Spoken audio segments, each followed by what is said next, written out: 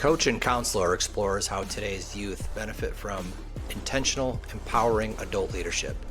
Each episode blends perspectives from coaches, mentors, players, and mental health professionals, shaping the next generation on and off the field. From tough conversations to inspiring transformations, we dive into what it takes to support young people in today's world.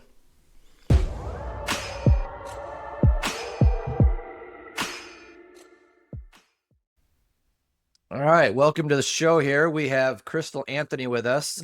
Doing a recording today on September 1st, although this will be released in October. September 1st is a special day for the softball world, and so we'll get into that in a second. But Coach Krystal Anthony is a former 4-year starting utility player at University of South Carolina, South Carolina State University. Said that wrong. South Carolina State University, where she is recognized for her versatility and leadership on the field. She coached at both the recreational level and travel levels, and her resume includes collegiate coaching stops as a volunteer assistant at Claflin University and also Louisiana Tech University. Mm-hmm. Go Bulldogs. Known for her energy, fundamentals first approach, and ability to connect with players, Coach Krystal is passionate about developing athletes' skills, confidence, and love of the game. And you can find Krystal on Instagram at KLA7 and also on X at Sports KRYST.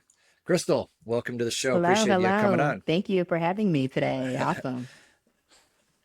Absolutely. And so, yeah, that intro, today's September 1st. Before we get into that, tell us, we kind of talked about what you have been doing when you're in your softball career, which is awesome.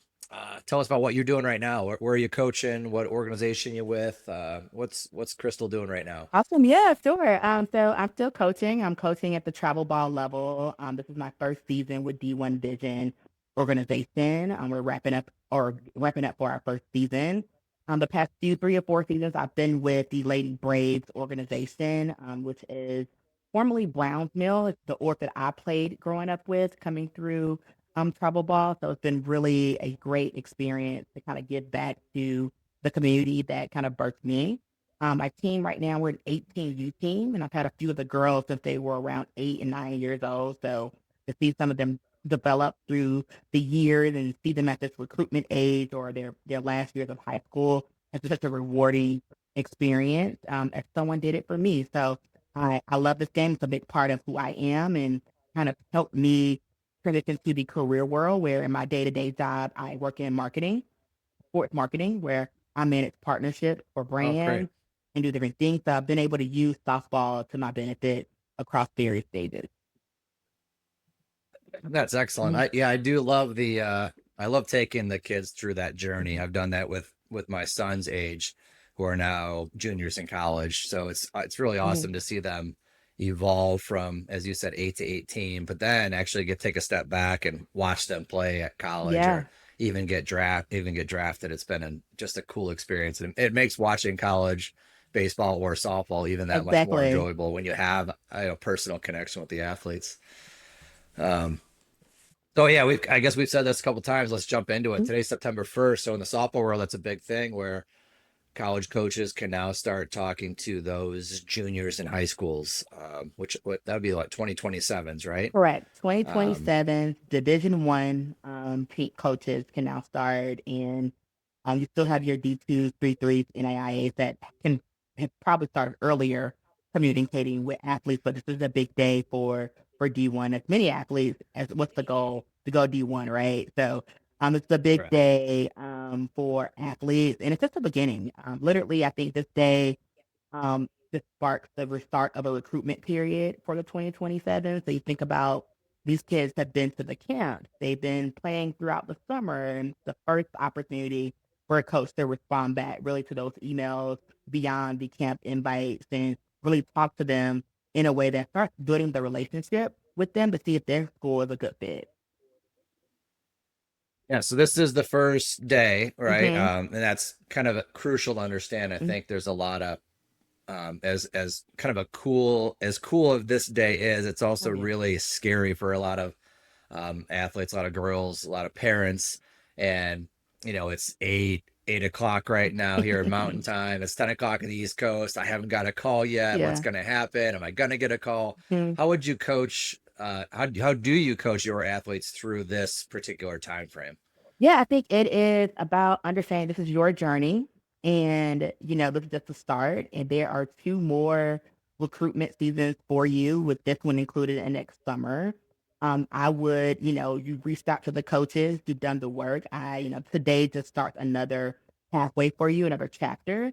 And you continue to put the training in, the effort. You reach out to the coaches now in a more direct and intimate way and asking them about upcoming camps, inviting to your games and different things of schools of interest, and really take heart in looking at it as a process and a journey. Like today is not the ending, it's really the beginning. And there may be girls that get 20 calls and maybe girls that get 5 or no calls at all. But you have to, if you're a travel athlete, say at a very competitive level, there is a home for you. And you just have to know that and own that in your journey and your path and continue to work hard towards it. And just because a girl gets 30 offers, she can only go to one school. And so, at the end of the day, the offer, I understand, like you put so much work and investment into the sport, you want that phone call, but just understand that this is a journey and a process, and your day is going to come, and that's what's going to be the right fit for you. Yeah, and there truly is. I don't know if families and athletes truly understand that, but there really is a spot for everyone. I mean, it may not be the Power Four or Division One. It may not be Division Two. There's tons of Division threes and NAIA offers. There's tons of junior college opportunities for people. So it's easy to say for us, but Yeah. be patient, right? Just be patient, and it will play itself out. Exactly. And I also tell our athletes to think about what kind of experience do you want for your college career? And depending on what you want to use softball for, like softball could be your vehicle to college for. Now there's professional sports leagues in softball and different things, but most athletes are going to go pro in something else outside of softball. So, you got to think about a school that's going to have a lot of respect for your major. I know a lot of players that want to be nurses for a lot of different programs in college. That major does not align per se with nursing. Or if you want to do something that requires clinical hours in the spring, if you want to experience with pledging and being a sorority girl and different things, that may not be a bit fit for you at some university. So really mark out what you want your experience to be beyond the softball field. And that will help you narrow down schools. Like I tell our athletes, okay, you want to go to UGA, very highly competitive school to go to. But what is it about UGA that you like about it? And find other schools that match that with softball programs. And a lot of them take that to heat. Like kids only know what they see on TV. They see the schools that make it to the Yeah. College World Series. So everybody wants to go to Power Four, the SEC, the Pac, the big schools, right? But that's all they know. And so you have to get them to expand their horizon on what do you like about that school and try to match the other schools in the process as well. Yeah, and we talked offline beforehand about your coaching experience at Louisiana Tech, and my daughter, having 2 years of played 2 years at Louisiana Tech, and how much we fell in love with that campus Mm-hmm. and the people there, and how just geographically it's really unique between kind of a Texas feel, the Yep. Arkansas feel, Mm-hmm. the Louisiana Bayou sort of feel, sort of all mesh into one, to this kind of amazing eclectic um, feel to it, right? And Exactly. so yeah, there's a lot. I mean, this isn't a plug for Louisiana Tech, but there's a lot of really great universities like that that could be great niche for you to serve, not only, yeah, as you said, not only your academic endeavors, but also from a personal and social and religious standpoint, and geographic, that many Mhm. people don't factor in enough about when they make the Exactly. decision. So that's it's a great recommendation there. So this is getting released in October. So let's fast forward from our time frame and go, all right, this is now a month and a half since you were able to start getting called on September 1st, and you still don't have a call yet. Now what sort of recommendations are you giving your athletes that you work with in the middle of October? What should they start doing if they haven't done it already? Yeah, I think this is a big time. This is also when the recruitment phase can also begin as well. So you have fall ball and you have several showcases and tournaments that will start at the tail end of September, October, running all the way through November. My travel team will be playing in 3 to 4 showcases this fall where you will get in front of college coaches. And so take advantage of that. I would make sure that I'm on a travel ball team that's going to play fall ball in the recruitment period for college softball. So that's an opportunity. And a lot of programs also have camps right now. So they'll have their prospect camp. So I would say get to a camp that you have high interest in or a coach has expressed interest in you, get out to that camp and just continue to groom the relationship. Social media is also a big one here as well. Make sure that you're posting your content, your highlights, and really focusing on the 3 strengths that make you your best version of an athlete. If it's base running or if it's power hitting, if it's pitching, make sure you showcase those areas on why someone want to pick you up into their program. And like I said, this is just the beginning, right? So you have to continue to do the work and hone in on that. But travel ball, prospect camp, your showcase tournament schedule for the fall, and really continuing to do outreach to the coaches. That's great. Great recommendations there.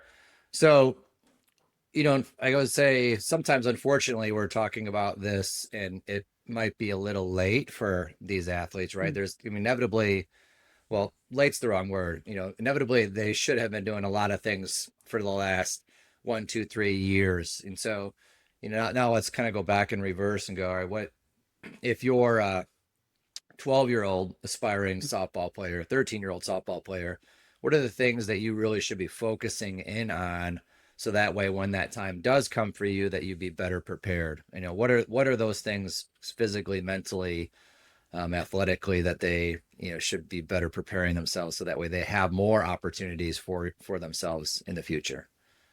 Yeah, I think that's a great question because I hassle with this because a 12-year-old thinking about college, which is still 6 years down the road, is tough. But that's kind of where we are in the spot that we are right now. I think when you hit that travel, you see a lot of athletes fall off around that 12U to 14U age because it's like, well, I don't see this as I want to take it really serious. I'll just play their high school ball and whatever, and I'll move on. But the players that want to take it to the next level, it's a time to have that family discussion around how seriously you want to take this, and because it is an investment now. I think about when my parents paid dues to travel ball 20 years ago. That's 3 times more than it is today. And now, so it's a financial investment on a family now. You get to get in the weight room. I didn't get in the weight room until high school. So now you have kids doing weightlifting. You have agility coaches and different things now to stay ahead of the game and be because kids don't go outside these days. So you're not using body parts as active as you did when we were coming up and learning how to use our bodies across the way. And you really can't also play multiple sports once you dedicate to softball this year round. So it makes it very challenging to get into other sports as well. So it's a family discussion at 12U, and it's about getting out to the camp. Most camps will invite out 6th to 8th graders to camp, and then that way you can kind of see where you stack up against other kids your age. I would start at the local camps. I wouldn't travel to if you're in Georgia, don't have to drive to 8 hours to go on a flight, but there's softball programs around you that you can go to a camp and let me see how this works and where my kid measures up to be. Grades are also important. If your kid is not the best student or just an average student, what does that look like for them as well? Because now people assume that, oh, because I invest at the travel level, I'm going to get a full scholarship. That's not the case anymore. Coaches have 25 scholarships, but the school has to fund the scholarship. So a lot of programs don't have the funds to even meet that 25 scholarship level. So you have to understand, like, what can we afford as a family? I need you to get 30%, 40%. I can afford 60% to pay for it. So that really helps narrow in on where can my kid go. And it may be an in-state school. It may be, let's go to JUCO route first. It may be, let's go the NAIA route because of the financial or the academic rigor that comes behind some of those programs. So it's just a matter of having the conversation and the parents being informed. And it's less about how many tournaments they're playing in. It's less about, if my kid has the best stats on the team. It's really creating a strategy at 12 and then continuing to re-engage those conversations at every grade level until the recruitment period because the work has to be done. If you're going to a tournament or on a team and there's no strategy, then you're basically throwing daggers at a wall hoping something stick. And in this day and age, you have to be very much more strategic and have advocates of people around you from your college, from your high school coach, your travel coach, your family, really supporting everybody's aligned to the plan to the next level. Yeah, so you kind of have a couple good follow-ups there. Let's Mhm. start with the first being it does really feel like the club organization and the coaches that you surround yourself are become really, really important because there's a lot that they have to do, right? And yes, they are spending a lot of money. So what advice do you give parents to be more selective in their then there's their club fees or their club coaches that they choose. They since they are spending so much money, um, what kind of questions you feel like they should ask so that way they know they're getting their best bang for their buck. Yeah, I think, if this is two areas for me, it's because everybody now are looking for ways they see the opportunity and they're looking to monetize, right? From trainers to people that are now trying to help athletes get recruited and alpha recruiting services, and you're paying into subscription. So there's no limit to options out there to help your child get recruited. The question is for parents like, okay, which area do you want to play in? And what can you financially afford? And I think if you're going to invest into the national program, you may not have the extra funds to kind of also put into a recruitment service. I think it comes down to what is the player at the core of it. The player has to understand what are your top 25 schools and what are you looking for in your college experience? I think I always tell my athletes to start there. And if I can start there, I can craft out a plan on how do we get you there, right? And it takes a lot of different avenues there. So I don't think a parent, there's no right way to do it. And I think you have to think through like what is it going to be for yourself and your athlete the best route to go based on financials and based on even location too. Like you'd have a lot of kids that I have girls across on my team that are in Florida, in Tennessee. We're based in Georgia. So a lot of our off-season work is through video, and they come to the tournaments and different things. But we're now in a space where you have to be very individual in a team sport, which is crazy to say that this is an individual journey on a team playing field. But I encourage the parents to really create a strategy and a plan and be able to pivot and have it flexible as well. But I think the three-part approach that we tell athletes is social media, have a really strong social media presence, get out to the camps that make the most sense in regards to your interest and their interest in you. And three, play a highly competitive travel ball schedule. And that doesn't necessarily mean a national team. It just means that you're playing in the right tournament to get recruited. And so I think that is the three-pronged approach, and also depends on your financials as well from that standpoint. Yeah, that's great. And then the other follow-up there is you kind of talked about, especially right around that 12-ish age range, 12, 13, 14, that girls are really playing year round. They have the opportunity to play year round. They're training. Obviously they're spending Mm. spending a lot of money. We'll get into that in a second. But it kind of goes to that question that we ask a lot in this podcast is early specialization. Like, yeah, they're not going outside, they're not playing as much, and they may or may not be as athletic as they used to be. Not to show my age, but when we played constantly outside. Um, but if they're not doing those things and they're kind of specializing early, like what's your opinion on when should that softball player make that leap of faith to just dedicate herself to that one sport? And then what does early specialization mean to you? And do you encourage them to play a bunch of other sports when they're younger? Yeah, I absolutely do. To the point that kids are not getting outside. I think when that recreational 4 to 5 age, all the way probably up until 8 or 9, get into much sport activities as possible. Try even untraditional sports like swimming. And, now we have flag football coming on the play for girls and different things. I would try to get into those types of sports at an early age. But it's nearly impossible once you get into a very serious competitive way to where it even interferes with high school. You know, you have girls that are playing ball in the fall because in Georgia they play softball in the fall in high school, which interferes with your travel schedule. And if girls are playing also softball, that interferes with their basketball workout schedule. You can't play volleyball and softball. So it comes down to where you're kind of forced at when you hit the high school level to focus in. Most softball girls can run track because it's in the fall and then early spring, you're tip of that. But what I'm seeing is now kids are not able to recover. Their bodies are breaking down at a much faster rate. So when they get to college, they're always injured. They're always hurting. They're always in pain, you know?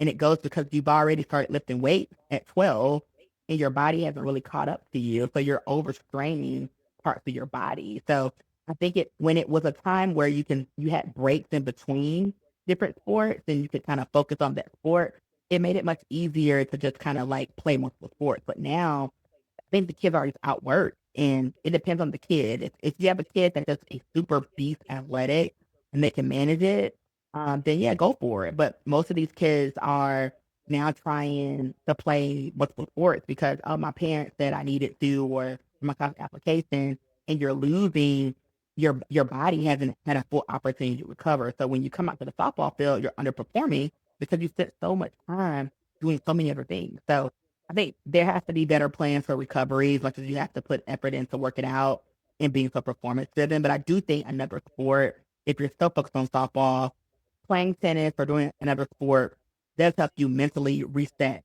for softball. Because if you don't reset, you know, you're going to be down this rabbit hole about performing and oh, I don't perform well, that means I'm not good. And you don't want that's where the mental health piece comes into the play. You need to find ways to break from your sport throughout the year, and that could be offset with another sport or with something else, like another hobby. But it's a tough one. I think it's a very hard question, and you know, I support kids playing multiple sports. I want them to have the best teenage years because adulting is hard. Like you want to be a kid forever, but I understand that from a financial standpoint too, it also can be very difficult to play multiple sports. Everything is under the umbrella of travel. You know, I read an article the other day about, oh, these are the best 6U players in the nation. I'm like, what nation? Who's voting? Like, what are we talking about here? But you have people that see those things and like, well, I want my 6-year-old to be top in the nation. I compare my kid to that kid. So you have overzealous parents that are seeing the end result at 6U for the pro life or for the college life and planning a major D1. So they're putting their investment in it now because of what they hear someone's story. I started rolling tires at 7 and like, oh, my son got a war tires at 7. So there's a lot that goes behind it. I think social media really does help drive a lot of this conversation. But I do think the more you can play at a younger age, and then as you get older, specialize in that sport that's going to get you to that next level. That's great. Mhm. And yeah, and I'm in Colorado. In Colorado, like Georgia, I think is one of 6 states maybe that play softball in the fall and not Mm-hmm. in the spring. So that does Yeah. actually add an extra layer of a challenge Mhm. for them to juggle going from a very long competitive, sort of Exactly. late spring all the way through the summer, roll right into high school, and then roll right into to fall Yep. ball, which Mm-hmm. you know my daughter, for that specific reason, did not play high school softball Mm-hmm. at all. Mm-hmm. She played tennis. She did other things. She played tennis and basketball, Mm-hmm. and that was her time off from softball. But Mm-hmm. it was, when you play 100+ games in that stretch of, call it February, March Ooh, through October. Yeah. late October, Yeah. it's a lot. Mm-hmm. So she had that mental break and physical break, played tennis, played basketball, and then and then started all over again. And it worked out for her. Mm-hmm.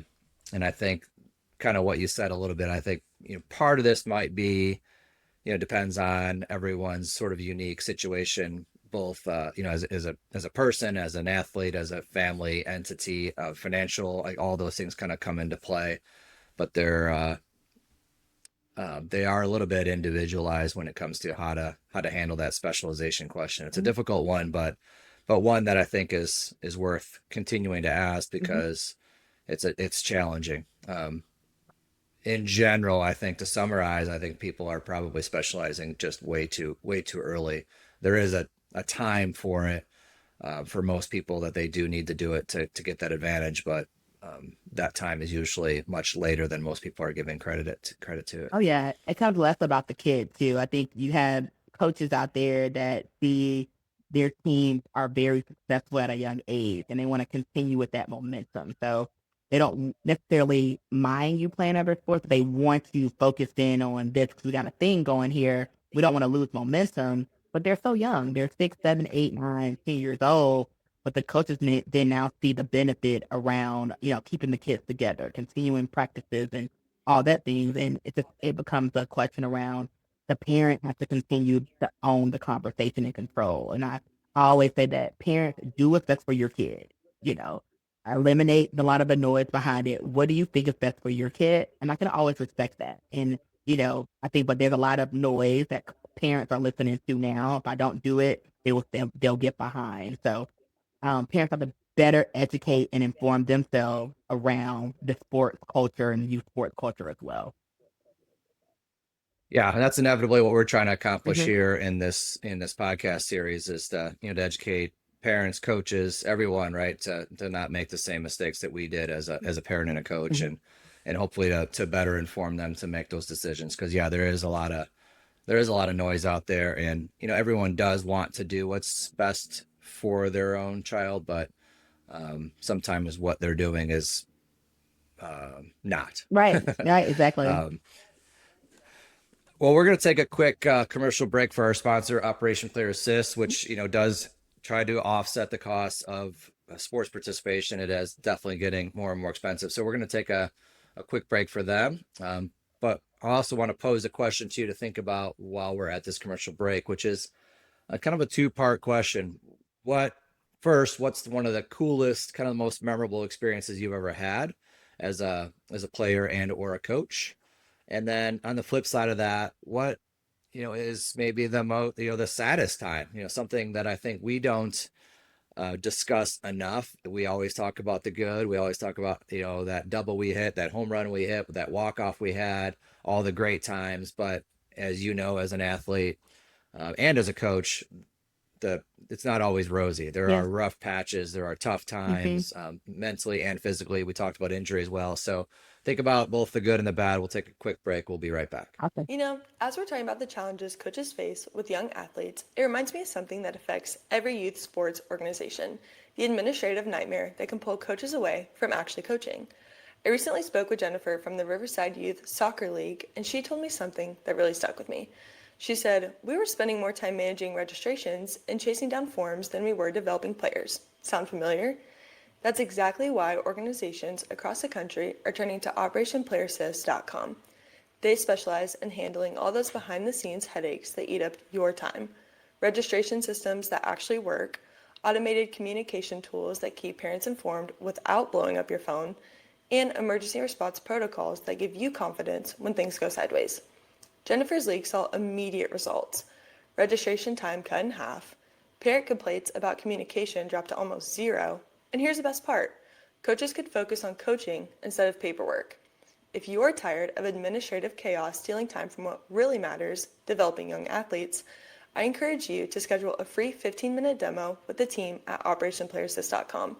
See firsthand how they can streamline your operation.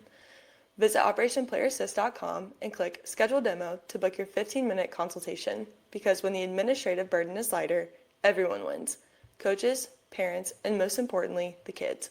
OperationPlayerAssist.com, supporting the game behind the game.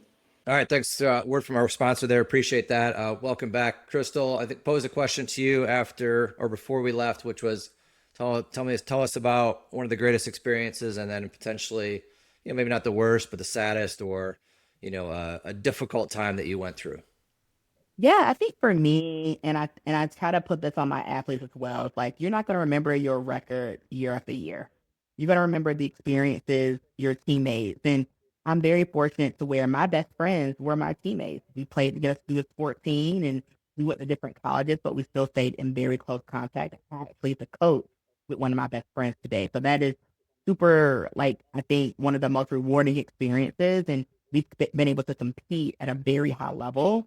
And I would say one of my greatest experiences, our team was in the MLB RBI program, which is revolving baseball in inner cities. It's a youth sports platform that is sponsored through the MLB.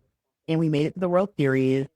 And I remember us, going out to Puerto Rico. I was 16 in Puerto Rico playing softball, which was probably one of the best things ever.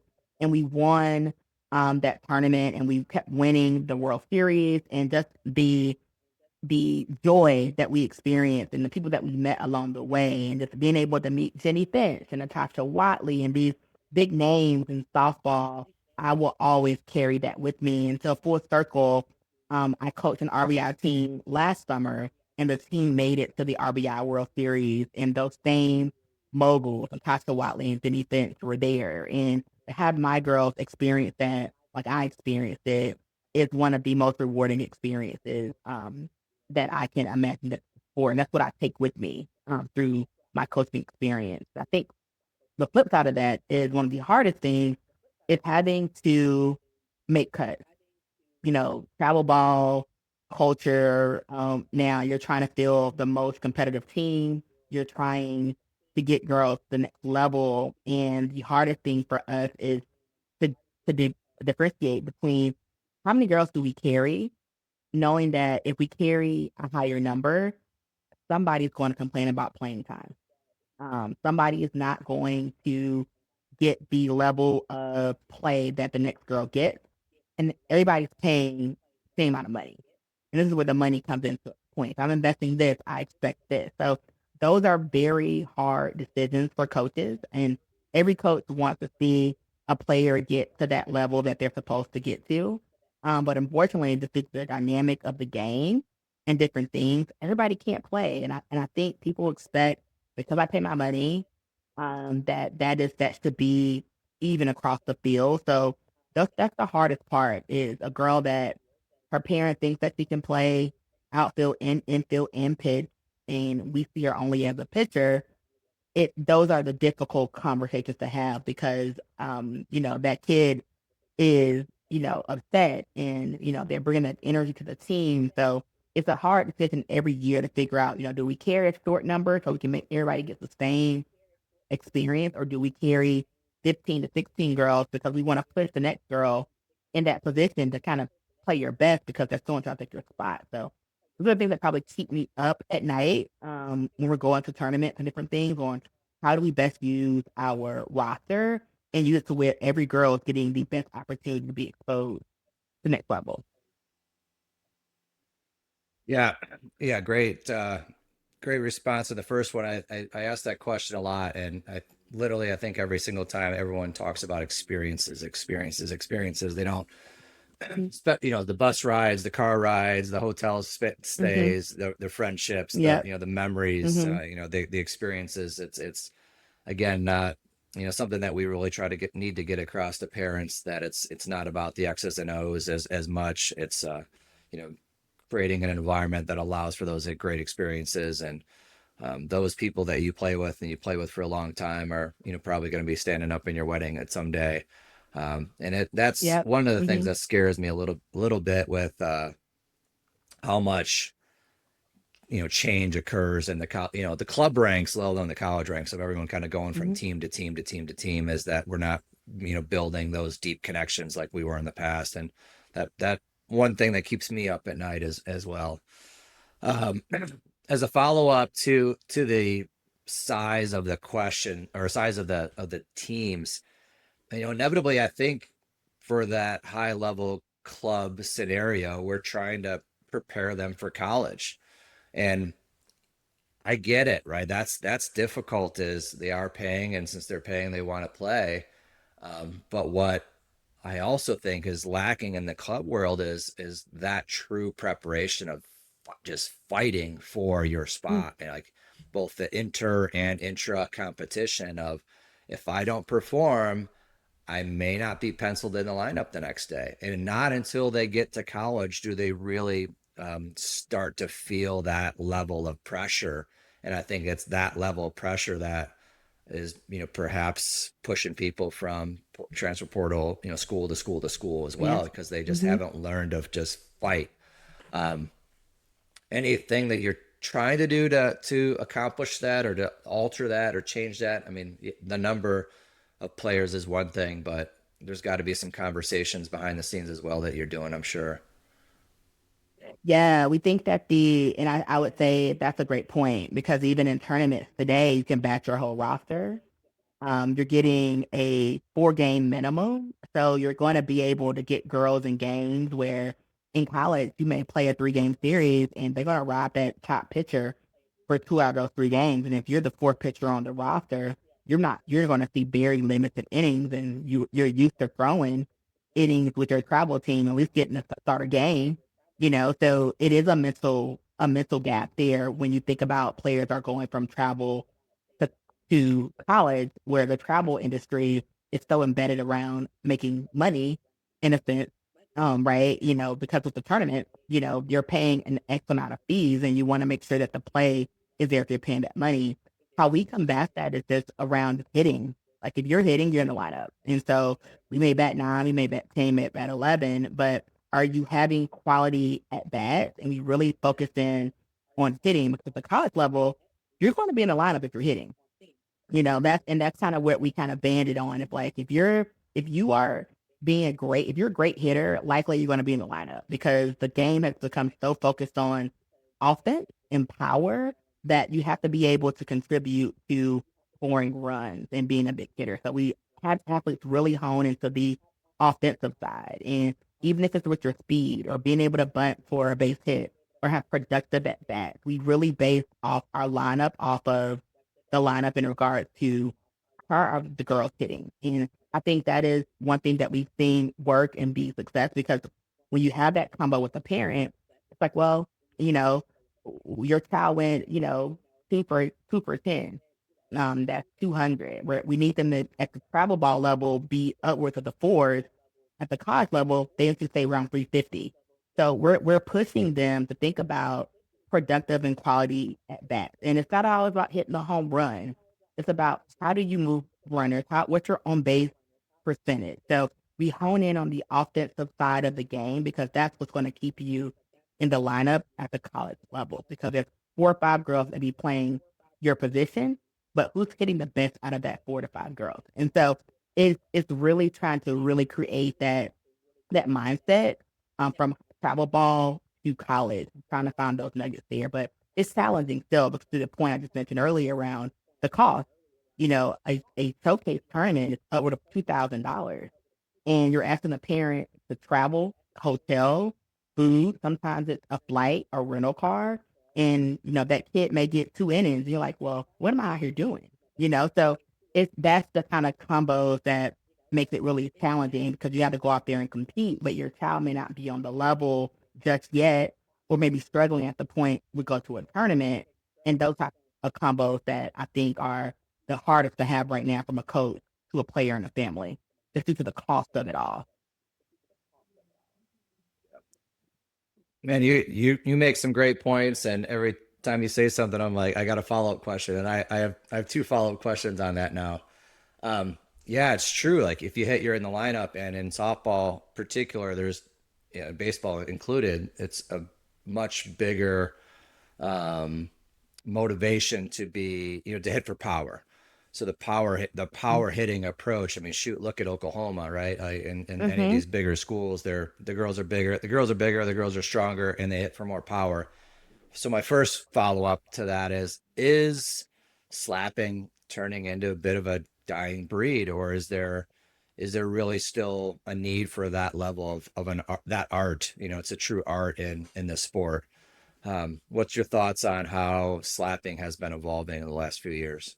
Yeah, I think clapping still has a place. I think every coach has a strategy on how they want to form their lineup and how they want to produce and score runs. And so I think that if you are a flat hitter, you look at rosters that have lefties and you look at rosters that have these types of their lineup is how it's set up, and you really target those schools based on those coaching styles.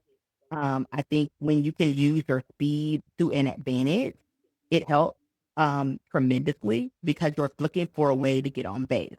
The challenge with the softball world in regards to power, power, power, you have girls that are itty bitty now trying to lift the ball over the fence. And every time it's the pop up, right? Hit the ball hard on the ground, find a hole, because I'm sure a coach is going to look at your on base percentage at whatever highest point it's at. And like, well, they're a productive hitter. They might not hit home runs, but they find a way to get on base. A 3-run home run or 2-run home run is better than a solo home run. So you can't hit a lot. You can't have solo home runs up and out of the lineup. So I do think there's a place for slappers. It's an art that I think that you have to really understand the strategy behind it, looking for the goals. And with a lot of these kids, the IQ part, I said the kids are bigger, stronger than we were when I was playing, way bigger. But the IQ level, I think, was a whole lot better when I was coming up through travel ball. It was a strategy. It wasn't just hit the long ball and score. It was getting a bunt down to move the runner around, trying to hit the ball the right side to score the runner from third base. These kids don't necessarily have the full grasp of like production of runs versus just an individual. I want to hit a home run. No, there's a runner on third base. Look for an outside pitch, drive the ball to the right side. I'm not looking to crush the ball over the fence. I'm looking to score the run from third. But again, it goes back to that individual piece in a team sport. The kids haven't grasped it. So the art of slapping is a very selfless art because typically you are basically giving up yourself or trying to use your speed to get on base or trying to place hit it somewhere to where they're not at. And I think we looking for a slapper for our roster. We want that 1 or 9 hitter in our lineup to be able to slap or at least be able to bunt for a base hit and get down the line for a run or get on base. So that's a great question. I haven't seen a lot of clappers these days. People just hit for power, and that's what coaches want. But I do feel like there is a subgroup of coaches at college programs that look for clappers to kind of help with their line of produce runs. Yeah. Yeah, know the body that you live in, right? Yep. Know the body that you live in. Know what your skills are. Know what your strengths are. Don't try to be someone that you're not. And so if you're 6'2" and have a 80-mile-an-hour bat speed, then you don't need to be a slapper. But if you run like the wind and you bat from the left side and you can fill a hole that team needs, and you could be an awesome contributor. Well, as my other follow up to that, you talked about IQ, which I agree with tremendously. But the other thing that I want to touch on all of this is, they're hitting gets you in the lineup. They're bigger, faster, stronger. They lack some IQ. They lack some athleticism.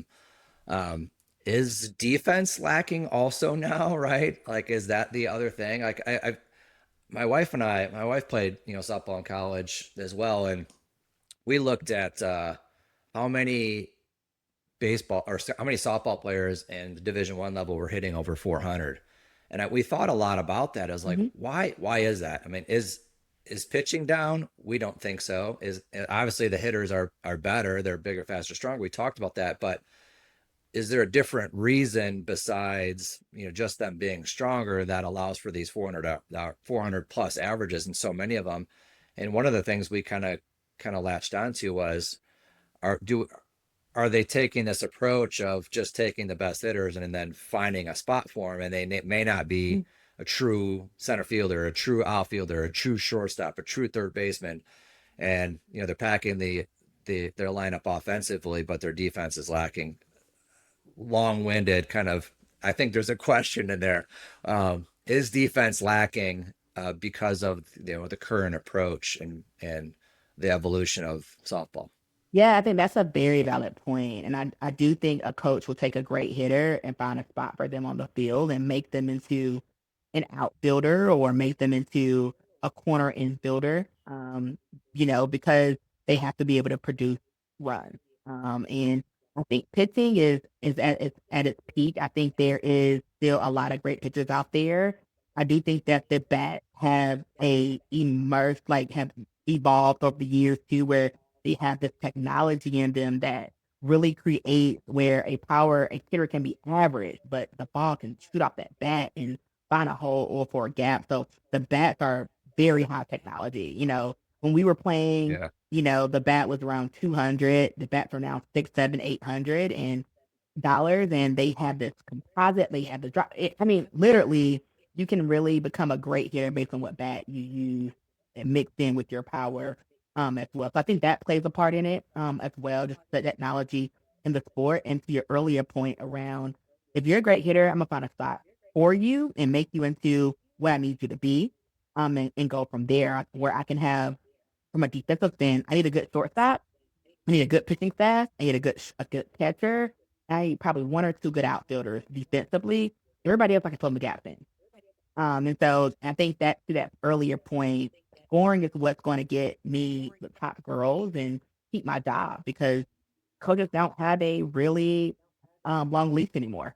They have to win quick and short, which is why you're seeing a lot of coaches use transfer portal, use JUCO more because they need mature athletes coming in. They don't have time to deal with the high school girl that's used to playing every other game and complaining to you every day about, oh, well, I'm not getting playing time. They need very mature athletes because they have to win now. And so it all goes back into how do I win quickly? And typically it's scoring runs. I got to be able to score, put up runs Yeah. to be able to keep my job, right? Yeah. Is defense the one thing that kind of gets pushed to the side in the youth realm as well, and in the club world? I mean, they're playing a lot of games, they're getting a lot of at bats, they're seeing some high level competition, seeing some great pitching. They're definitely in the weight room. You can see that, and they're definitely their swings are improving. But is the thing that lacks maybe the baseball or the softball IQ things, the base running, and the defense is what gets pushed to the side? Oh, yeah, absolutely. I think defense gets pushed to the side in the sense that kids just develop really bad habits early, and it's really hard for them to break out of them because they've been so successful doing it the wrong way for so long, that it's really hard to break habits. Or the line between success and failure is so thin. So instead of being aggressive and that girl breaks for home, there's a play hitting you from the left side or ground ball, that base runner keeps off home, you go to first base because you want to get the cure out versus trying to get the girl that broke home. And so that IQ is like, I don't want to mess up. And so often you see IQ lack because kids are just so grounded in one way of thinking. I got to ball hit to me, I got to go to one. No, yeah, you got to go to one, get the out. It depends on so many other factors, but get the girl at home. Be aggressive at it. And if you throw a wild ball going home, I'm not mad at the decision. I'm at the physical part of it, or but not at the decision piece of it. So I think defense is more of a success and failure piece where kids do not like to see their fielding percentage go down because it will be still right, and then they're doing things the wrong way for so long they can't get out of it, and they don't want to change because it's like, oh, I'm not going to be successful at it. So defense goes to the back burner. I also think too, like parents don't post defensive plays. Now you look across social media, what's the percentage in home run or hard hit or versus a good defensive play? That's probably an 80 to 20% ratio. People just don't really care about the defensive side. They just really want to see people hit home runs and have strong long drives. So I think we create this narrative around offense. What was the old saying around offense sells tickets, defense wins games. I think that is traditionally what we continue to see today, just in a better, bigger format. Yeah, yeah, and that's amplified by social media and the quick little video snippets for sure. Mm-hmm. But I love what you said there of they're afraid of the failure. I don't want to make a mistake, as opposed to John Moscott I had on the podcast a few weeks ago talking about his mentality of watch this, like watch this, watch how good this pitch is going to be, watch how good this Mm-hmm. play is going to be. And I think we need to teach our kids the watch this mentality of, hey, I'm going to make this great play, as opposed to the flip side of that, like you just said, of I'm going to take the easy route because I don't want to mess up. And Mm-hmm. that's detrimental in the long run. Well, we only have a couple more minutes left. I got, just, one or two questions left for you. What's kind of the one one or two things that you wish parents, or if you're coaching at the high school side, that administrators better understood? What's kind of that one thing that you just wish they were better educated about? I think the one thing that I wish parents were better educated about was around the body itself. It's all about, if you're going to put the investment into the training, put the investment into the mental side, the recovery side, about what they eat, what they drink, inform the athletes around that part of the game as well, because that definitely does matter. And, I actually, the scenario here was, my high school girls, I go to some of their high school games now, and I watch them and I'll be like, oh, you look so drowsy, so dead. And he's like, well, we had lunch at 11 o'clock and I haven't ate since 11 a.m. Well, your game's not till 5:30. So you're out here basically on no energy, no food, or I don't like breakfast. Okay, you don't like breakfast, but you're exuding out so many calories and energy. So these kids that just have really poor habits when it comes to the body in itself and the mental part, the self talk to yourself about how you want to perform. That's not so I want to go 3 for 3 or I want to have 1,030%. Yeah, that's the result, but how do you want to perform? How do you want to show up? So I wish there was more education and more tactics that parents could relay to their kid to help them become the better athlete, versus just focus on the performance side of it. Yeah, I love that. Nutrition Mhm.